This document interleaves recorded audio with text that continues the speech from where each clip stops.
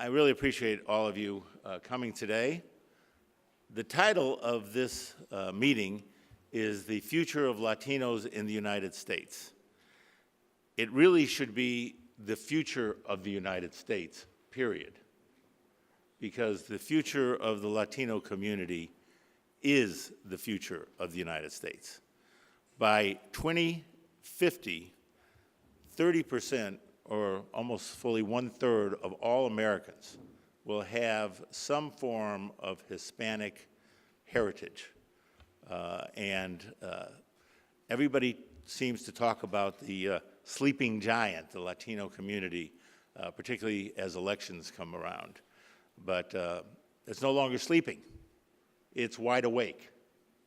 And what we are here today to talk about is how to make sure, now that we are awake, that we don't waste opportunities and that we don't miss opportunities going forward. This project is a project of the American Bar Foundation, and it was started in 2016, The Future of Latinos in the United States, Law, Opportunity, and Mobility. It's a nationwide interdisciplinary research project. What does interdisciplinary mean? It means we just don't have lawyers or accountants or priests or policemen or students. We talk together because we all have something to contribute to the discussion. So we make sure to bring everybody to the table. We have the director of the American Bar Foundation, Ajay. Would you stand up and just let people know who you are? Thank you. He does a great job for the foundation. Most of you may not know what the foundation is, but the American Bar Foundation is funded by a number of organizations, including the American Bar Endowment, in the amount of, well, $4 to $6 million a year, depending on a good year or bad year. And they publish all kinds of intellectual papers, books about all the issues facing the profession and our society. So it's a very important 501c3 organization. And what they want to focus on today is exactly what we're going to be talking about, and that's the future of Latinos. Rachel Moran, who is an extremely well-known professor from UCLA, and she is frankly in charge of this project. And it's a big project, a big, big project. We didn't do Miami just because it's close to the United States.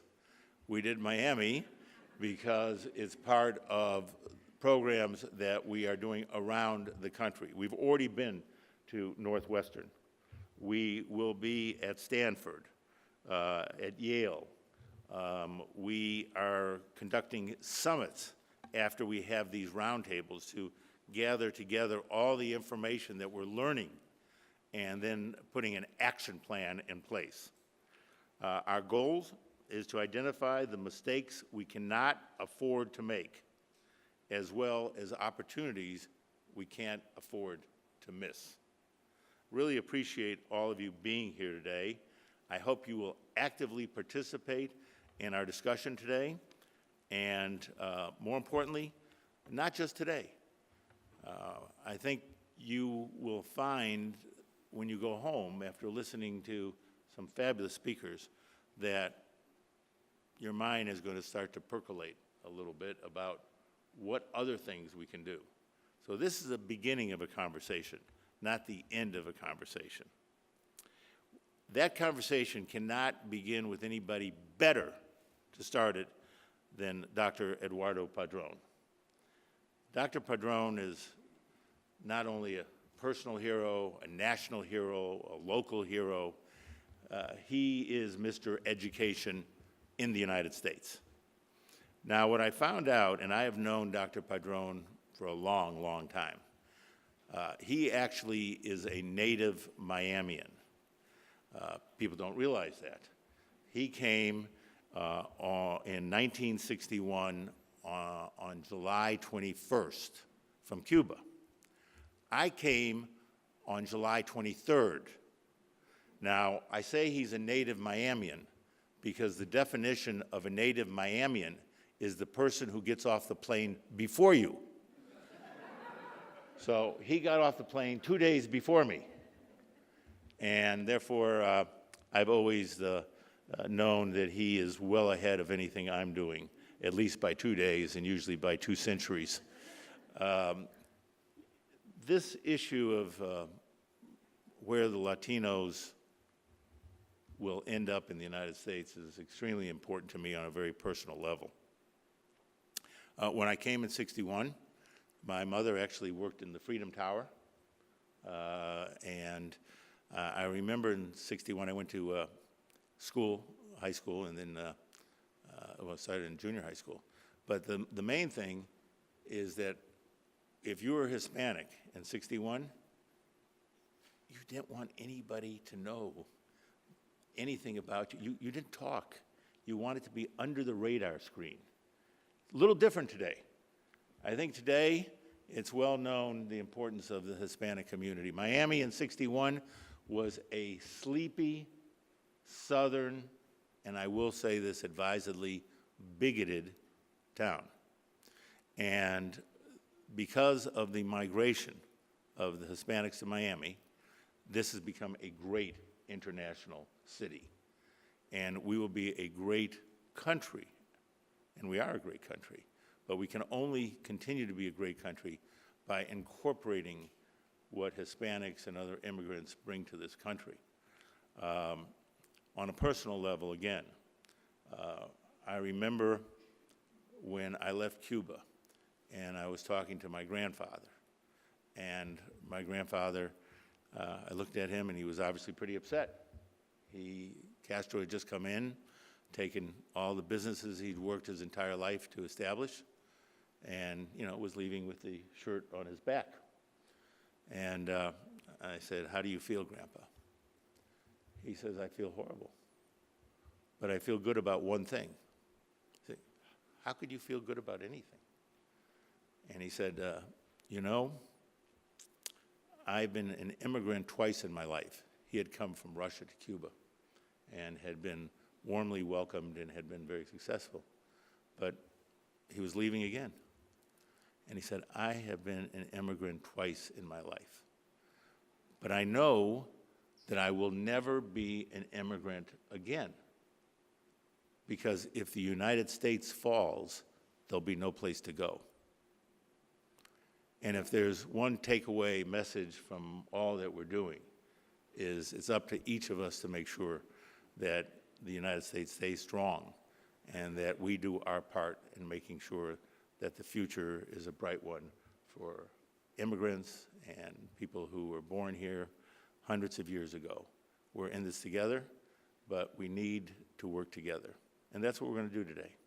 Talking about Eddie Padron, I don't know what more you can say than he just received, I guess it was last year or the year before, from President Obama, the Medal of Freedom, which is the highest civilian honor.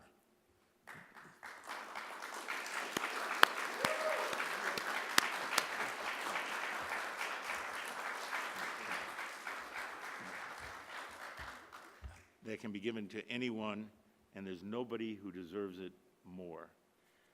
He's been given every award possible: 10 best presidents of universities, the Educator of the Year, the Floridian of the Year, and go on and on and on. I see him all the time, only because we're in the same airport at the same time. Last week I saw him going to Savannah, the week before DC. It's always a 7 o'clock flight where he's going to do God's work. And I know you really want to hear from him. So with that introduction, thank you for being here.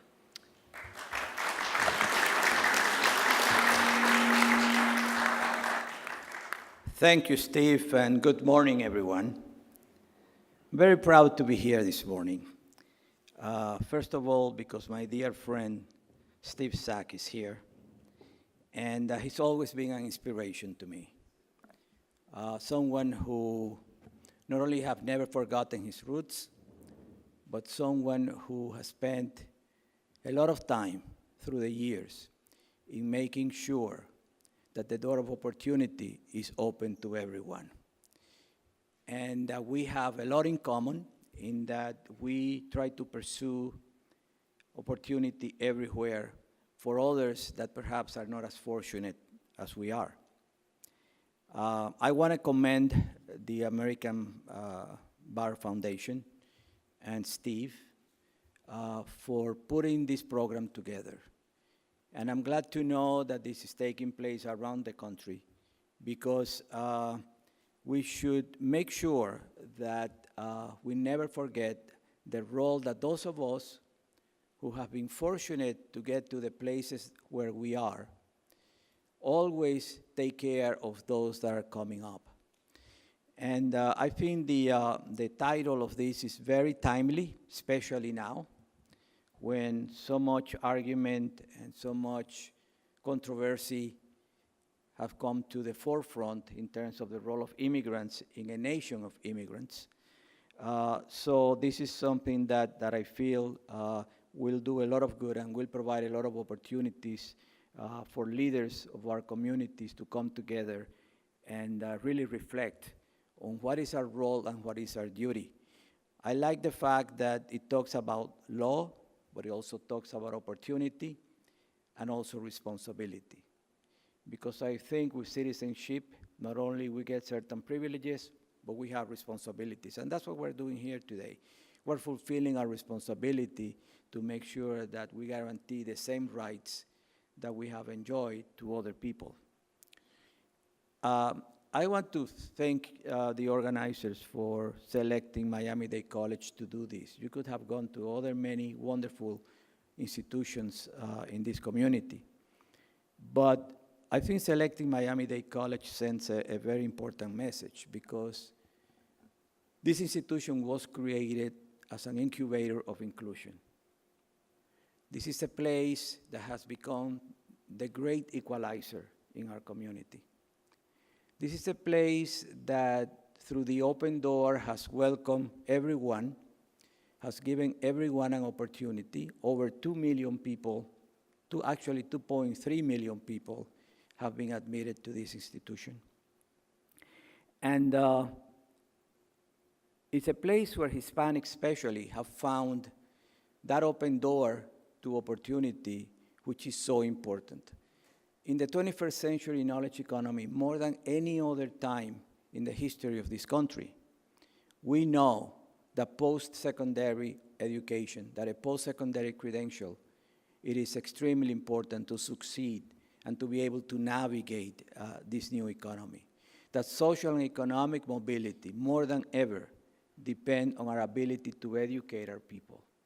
If you go back as recent as 40, 50 years ago, most Americans, especially immigrants, who have always been the hardest working people in this country, would go to factories and offices doing mostly repetitive tasks, working hard with their hands, be able to earn a good wage, stay in a job for 30 years, buy a home, put their children through school, and retire with a good pension. Well, that is no longer possible today in most cases because more than 2/3 of all the new jobs that are created in this country, and more will be that way, require some kind of a college degree. And doesn't have to be a PhD necessarily or even a master's, or sometimes not even a bachelor, but post-secondary training so you're able to take advantage of the new jobs that are being created. And that's what we do here at this institution. And I'm very proud to say that in Miami, and I think in this country, you will not find a more diverse an institution where so many people, so much of the leadership of this community was born here. So from the halls of Congress to the mayor of our county, to the chairman of the commission, to the state attorney, to the public defender, to the head of the Port of Miami, the head of the Miami International Airport, the head of the Mayor Hospital, and I could go on and on and on. Some of the most distinguished lawyers, engineers, architects, professors, in every profession, they proudly say, I'm MDC. And I can proudly tell you that I'm MDC and I'm passionate about this place. Because when I needed to go to college in 1963, I spent all of my savings from 3 and 4 different part-time jobs to pay the application fees to the 10 best universities in this country. And all I got back was rejection letters. Every one of them rejected me. And then somebody told me that there was this place called Miami-Dade County Junior College that had just opened at the north end of the county. And I said, how am I going to get there? Because I was living in La Sabuesera, right?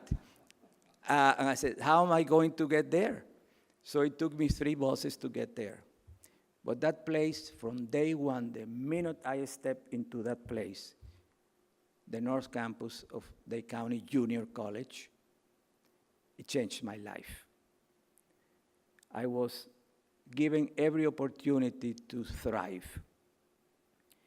And the rest is history.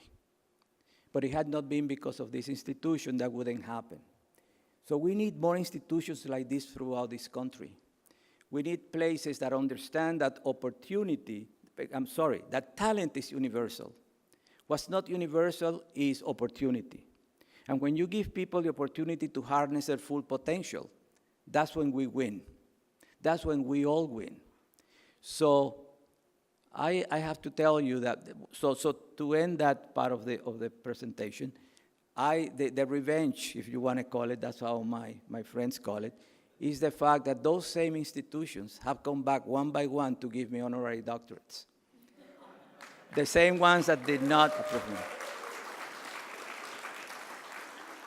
And I say that because it represents how sometimes we waste talent by not being able to provide that wonderful thing that we call opportunity. So that's why I loved it when I saw in the title here, opportunity. That's what this is all about. That's what this meeting is all about. The opportunity to be contributors to a society that has been built by immigrants. Miami probably is the best example in this nation of a city that has been built by immigrants. Yes, Steve, I remember coming in 1961 thinking I'm coming to the United States. And Miami was such a moribund town. Nothing was happening here. I remember going looking for an apartment. And the minute they saw me, they heard my accent, all of a sudden they didn't have any vacancy. I remember seeing the signs, no Jews, no Cubans, no dogs. I remember getting in the bus and passing by white and sitting anywhere in the bus, but the other kids from my school who were black had to sit in the back. I lived that. So it's not from the history books that I know that. I've lived it. And if I'm passionate about this, it's because I know how in society sometimes we're not able to realize that opportunity, again, is everything. I am not going to say anymore because we have the most talented people I know in this country at this panel. And we all need to hear from them. But I really commend you for being here today, and thank you for all the things that you do day in and day out in order to improve the lives of everyone. Thank you.